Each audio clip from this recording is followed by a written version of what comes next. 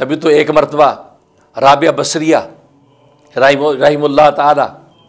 अल्लाह तबारक व तआला की नेक बंदी, वक्त की वलिया हैं,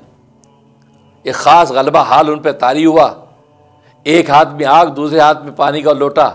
लेकर बाहर निकली गली में और कहा कि हट जाओ पीछे, आज मैं उस जन्नत को जला दूंगी जिस जन्नत के लालच के अंदर लालच में जो मेरे मालिक को, महबूब को याद करते हैं। आज इस आग से उस जन्नत को जला दूंगी जिसके लालच में मेरे महबूब को लोग याद करते हैं, और इस पानी से वो जहन्नुम को बुझा दूंगी कि जिसके खौफ से ये जो लोग जो वो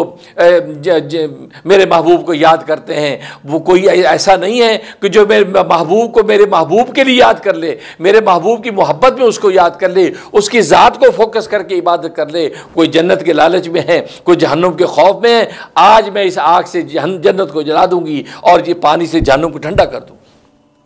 तो गए कि गलबा हाल के अंदर उन्हें एक सबक दे दिया, सबक ये दे दिया कि तर्के आखिर बजूज़ ज़ात हक, कि आखिरत को भी तर्क कर दो और सिर्फ ज़ात हक मतलूब हो। जब अल्लाह तबारक व तआला की ज़ात मतलूब होगी तो जन्नतें तो ऑटोमेटिकली अल्लाह तबारक व तआला जन्नतों के कदमों में रख देंगे।